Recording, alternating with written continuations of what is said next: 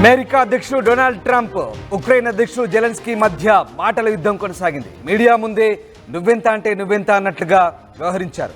America Ukraine దేశాధ్యక్షుల మాటల దాడి కొనసాగింది. ట్రంప్ను ఏమాత్రం జెలెన్స్కీ లెక్క చేయలేదు.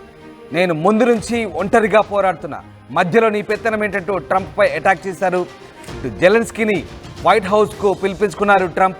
రష్యాతో యుద్ధం ఆగేలా చూస్తా, ఉక్రెయిన్లోని అరుదైన ఖనిజాలు తవ్వుకుంటానంటూ జెలెన్స్కీ ముందు ట్రంప్ ప్రతిపాదించారు. ట్రంప్ ప్రతిపాదనపై జెలెన్స్కీ విరుచుకుపడ్డారు.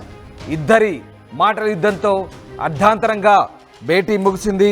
వైట్ హౌస్ వేదికగా ఇద్దరు నేతల మధ్య చర్చ వాడివేడిగా జరిగింది. రష్యాతో యుద్ధంలో శాంతి ఒప్పందం కుదుర్చుకోవడం, ఉక్రెయిన్లోని అరుదైన ఖనిజాల తవ్వకానికి ఒప్పందంపై సంతకం చేయకుండానే జెలెన్స్కీ అక్కడి నుంచి వెళ్ళిపోయారు. దీంతో ఉక్రెయిన్పై ట్రంప్ సంచలన విమర్శలు చేశారు.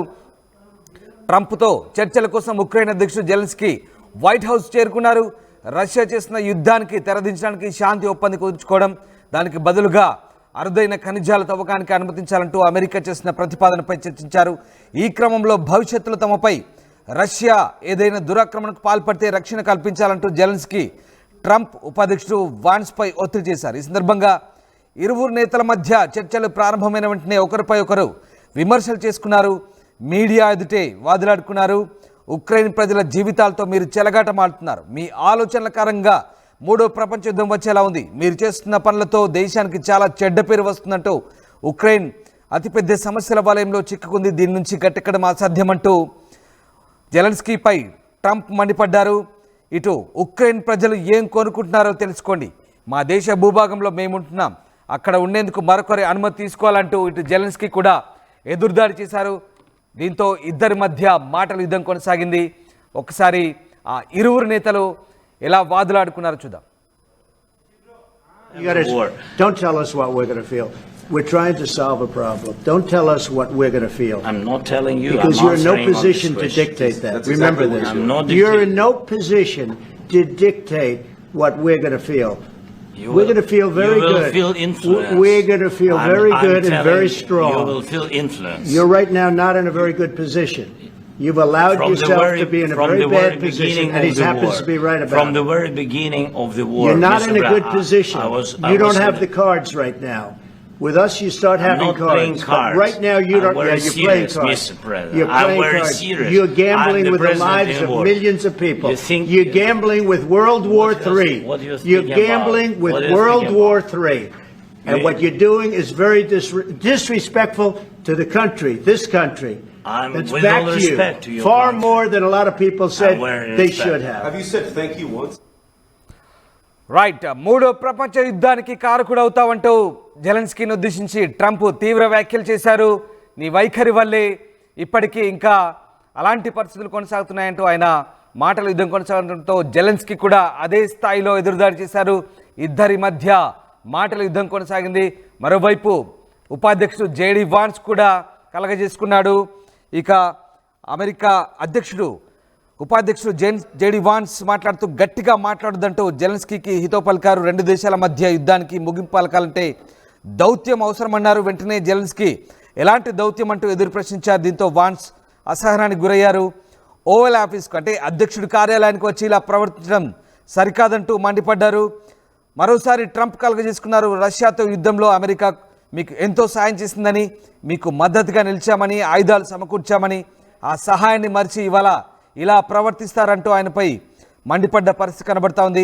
మొత్తానికి శాంతి ఒప్పందానికి అంగీకరించండి, అప్పుడే మీ దేశంపై బుల్లెట్ల మోత ఆగుతుంది, మరణాలు ఆగుతాయంటూ ట్రంప్ తీవ్రస్థాయిలో మండిపడ్డారు. దీంతో అవును, మీరు చెప్పింది నిజమే, 2 రోజుల క్రితం ఇదే మాటలు పుతిన్ కూడా అన్నారు.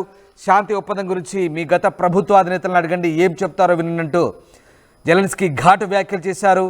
దీంతో ఇక ఖనిజాల ఒప్పందంపై సంతకం చేయకుండానే అక్కడి నుంచి ప్రెస్ మీట్ మధ్యలోంచి జెలెన్స్కీ వెళ్ళిపోయారు. ఇక ఈ భేటీ అనంతరం ట్రంప్ సోషల్ మీడియా వేదికగా స్పందించారు. రష్యాతో శాంతి ఒప్పందానికి ఉక్రెయిన్ అధ్యక్షుడు జెలెన్స్కీ సుముఖంగా లేరంటూ ఆయన వ్యాఖ్యానించడం కోసం మేరకు శాంతి ఒప్పందానికి రష్యా అధ్యక్షుడు పుతిన్ సిద్ధంగా ఉన్నారని రాసుకొచ్చారు. ఈ నేపథ్యంలో రష్యా ఉక్రెయిన్ మధ్య పోరు ఎలా ఉంటుందో అనే ఆందోళన వ్యక్తం చేశారు. మొత్తం మీద వైట్ హౌస్ వేదికగా అంతర్జాతీయ మీడియా ప్రతినిధుల సమక్షంలోనే ట్రంప్ అలాగే జెలెన్స్కీ మధ్య కొనసాగిన మాటల యుద్ధం ఒక రకంగా ఆసక్తి రేపింది. మొత్తం మీద ఇరు దేశాధినేతలు వాగ్వాదాన్ని దిగారు. అంతర్జాతీయ మీడియా ప్రతినిధుల ఎదుటే ఒకరినొకరు నిందించుకున్న పరిస్థితి కనబడతా ఉంది. మమ్మల్ని డిక్టేట్ చేస్తావా, మాకే నీతులు చెప్తావా అంటూ అమెరికా అధ్యక్షుడు డొనాల్డ్ ట్రంప్ తీవ్ర స్థాయిలో జెలెన్స్కీని హెచ్చరించడం కనిపించింది. అలాగే జెలెన్స్కీ కూడా అదే స్థాయిలో ఎదురుదాడి దిగారు. మీరు గట్టిగా అరిచినంత మాత్రాన నేనేమి భయపడను, మా దేశ పౌరులు మేము దృఢ సంకల్పంతో ఉన్నామంటూ ఆయన కూడా ధీటుగా జవాబిచ్చిన పరిస్థితి. రష్యా వ్యాఖ్యల్ని మీరు కూడా సమర్థిస్తున్నారు. మీరు మాట్లాడినట్టుగానే రష్యా కూడా గత వారం కిందట మాట్లాడిందంటూ ఆయన ఎదురుదాడి చేసిన పరిస్థితి కనబడింది. మొత్తం మీద మినరల్స్ డీల్ సంబంధించి సంతకాలు చేయకుండానే జెలెన్స్కీ ప్రెస్ మీట్ మధ్యలోంచే వెనుదిరిగి వెళ్ళిపోయిన పరిస్థితి కనబడుతోంది. అంతకుముందు మాత్రం సాదరంగా ఆహ్వానించారు ట్రంప్ జెలెన్స్కీని. కానీ మధ్యలో ఇలాంటి పరిస్థితులు చోటు చేసుకోవడంతో ఒక్కసారిగా అక్కడ ఉన్నటువంటి మీడియా ప్రతినిధులు కూడా అవాక్కైన పరిస్థితి కనబడుతుంది. ఒకసారి ఆ ఇద్దరి నేతల మధ్య జరిగిన మాటల యుద్ధానికి సంబంధించి మరొకసారి ఏం జరిగిందో విందాం. Don't tell us what we're going to feel. We're trying to solve a problem. Don't tell us what we're going to feel. I'm not telling you. Because you're in no position to dictate that. Remember this. You're in no position to dictate what we're going to feel. We're going to feel very good. You will feel influence. We're going to feel very good and very strong. You will feel influence. You're right now not in a very good position. You've allowed yourself to be in a very bad position, and he happens to be right about it. From the very beginning of the war, you're not in a good position. You don't have the cards right now. With us, you start having cards. But right now, you don't. Yeah, you're playing cards. You're playing cards. You're gambling with the lives of millions of people.